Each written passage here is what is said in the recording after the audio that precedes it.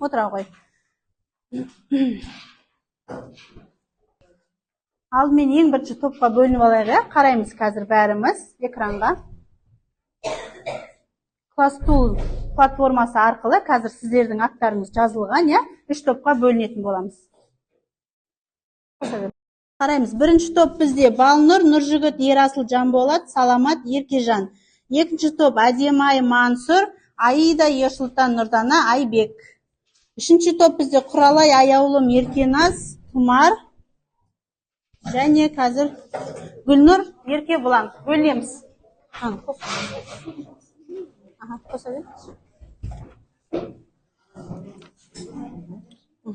Топтың атауы бізде бойлық толқын, екінші топ бізде көлденең толқын және механикалық толқын болып 3 топқа бөліндік. Енді қараймыз. Сіздерді бағалауға мен ұлттық құндылығымызды дәріптеу мақсатында бүгін 9 құмалақты алып отырмын. 9 құмалақта бізде әр оқушы өзіне отау таңдасыншы. Отау таңдаймыз. Отау деген білеміз ба? Кім біледі? 9 құмалақта бізде 9 отау болады екен, Соның аттарын кім біледі? Біріншісі арт.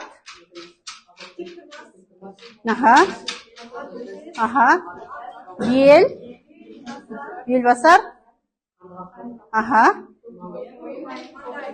Көк мойын, Енді әр қайсымыз өзімізге отау таңдаймыз. Таңдаймыз, Әркім өзіне белгілеп алсын. Отау таңдаймыз. Және осы сіздерге қазір мен дескриптор берейін. Әр тапсырма сайын сіздер өздеріңізде қасында жазылған, Сол бойынша 9 құмалақтан әр қайсыңыз ұпай қойып отырасыздар. Әркім өзінің отауына ұпай қойып отырады. Жарай ма? Қарап отырамыз. Енді біздің өткен тақырып қайталайық. Өткен тақырыбымыз қандай еді? Өткен тақырыбымыз еркін және еріксіз тербелістер болған, Үй жұмысын қайталайық. Аша қойыңыз. Үй жұмысы. Бірінші топтан бастап. Ерасыл. Тербелістің неше түрі бар? Тербелістің 2 түрі бар. Дұрыс па? Оқушылар дұрыс қой, Дұрыс. Өзіңіздің отауыңызға бір ұпай қоя беріңіз. Келесі. Өшетін тербеліс деп. Келесі. Саламат. Өшетін тербеліс. Даусыңыз шығара қойыңыз.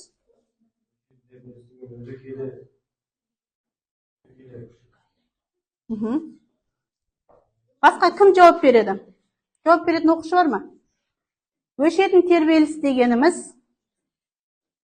Еркебұлан айта ғой. Отыра қойыңыз. Өшетін тербеліс деген уақыт өте келе, Дұрыс, Еркебұлан өзіңізге бір ұпай қоя беріңіз. Резонанстың пайдасы. Нұржігіт. Тербелістерді күшейту арқылы пайдалы әсер алу. Дұрыс па? Айбек. Дұрыс, Отыра қойыңыз. Келесі. Период дегеніміз не? Қандай әріппен белгілейміз? Еркежан.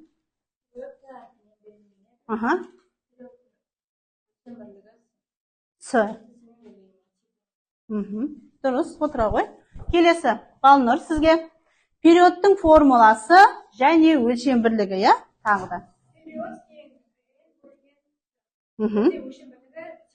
Секунд, дұрыс. Отыра қойыңыз. Жанболат, сізге еркін тербеліс дегеніміз не?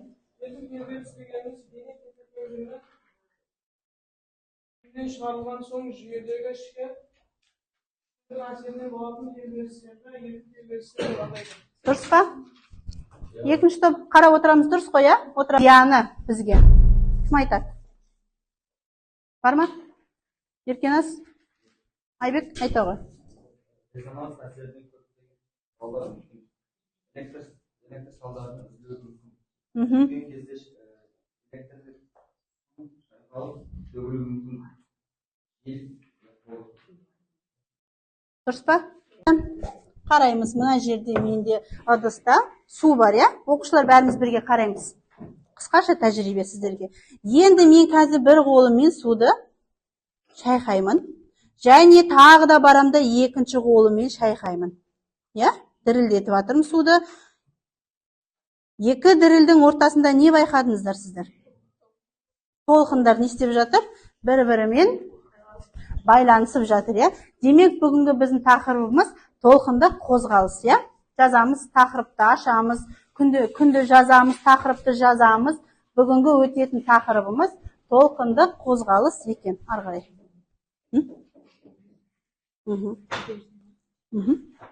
Жазамыз. Қараймыз оқушылар. Толқын дегеніміз тербелістің уақытқа байланысты кеңістікте таралуын біз толқын деп атайды екенбіз, иә? Енді механикалық тербелістердің қатты, сұйық, газ күйінде таралуын біз механикалық толқын деп атайды екенбіз. Енді бізде толқынның екі түрі бар екен. Қума толқын және көлденең толқын, иә?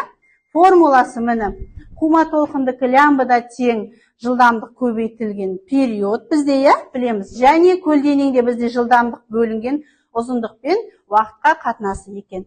Енді қума толқын дегеніміз қараймыз. Толқынның таралу бағыты мен тербеліс бағыты бір түзу бойында жатады екен. Енді бізде көлденең толқын. Толқынның таралу бағыты тербеліс бағытына перпендикуляр жатады екен, иә? Енді осы жаңа тақырыпқа байланысты қысқаша бейне материал көрейік, иә? Қойсаңыз. Тербеліс түріне байланысты ойлық және көлденең толқындарды ажырата аламыз.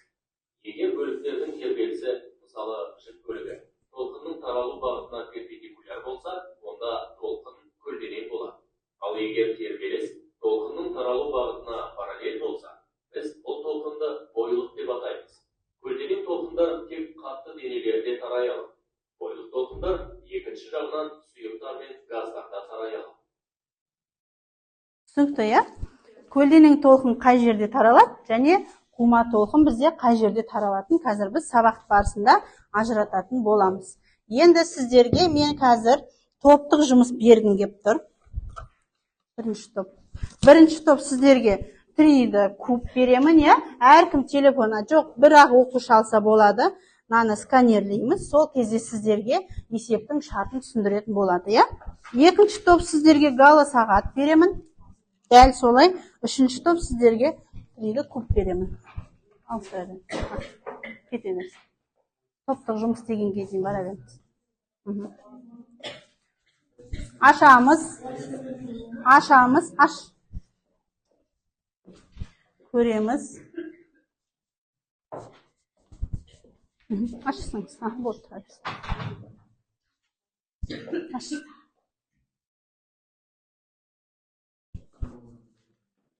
Аштық па? Көрейік, иә?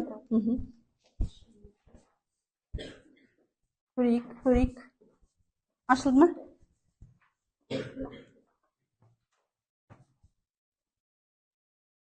Қайса?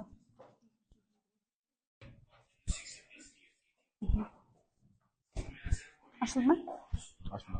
Ашылды. Ашылды ма?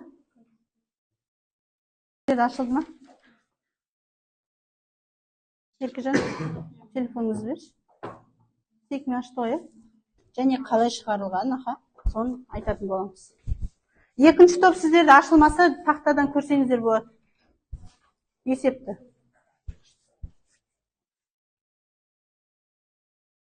Тақтамен көре беріңіздер, е? Есептің шарты жиілік 1000 Гц, жылдамдық 496 метр бөлінген секунд. Бұл жерде бізде толқынның ұзындығын тапты. Біз формула салып, Гц пен жиілік пен жылдамдығын қатынасына бөліп, оны лямбдамен, яғни ұзындығын таптық. Ұзындығын таптыңдар, е? Жауабы қанша болды? 0,1000-496 метр. Дұрыс, жарайсың, отыра ғой. Келесі топ. Екінші топ біткен жоқ әлі, бірінші топ сіздер. Оңыздар.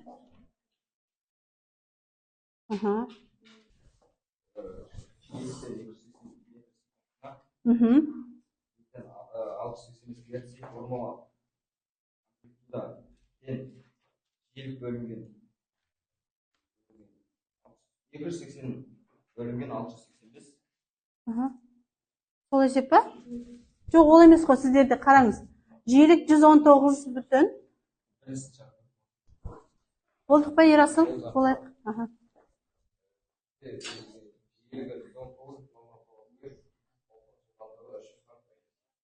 Ага.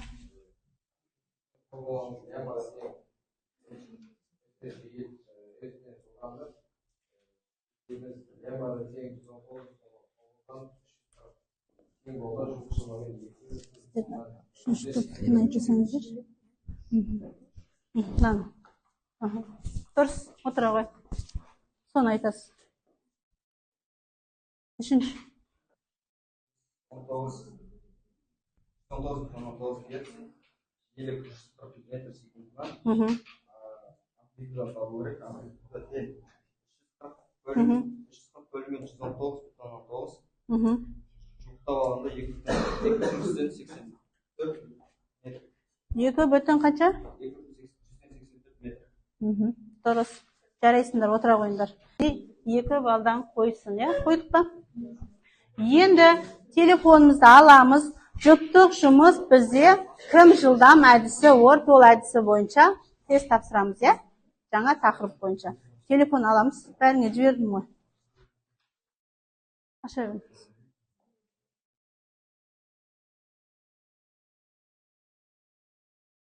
Аз кіре тұрмыз, иә? Кірдік па? Кірдік па? Екі адам бірігіп істейміз, иә? Жұптықта 2 адам бірігіп жасаймыз. Бірігейік. Кірдік қой, иә? Ал бастаймыз. Бастайық. Баса беріңіз. Толқынды қозғалысқа байланысты толқынның түрлері.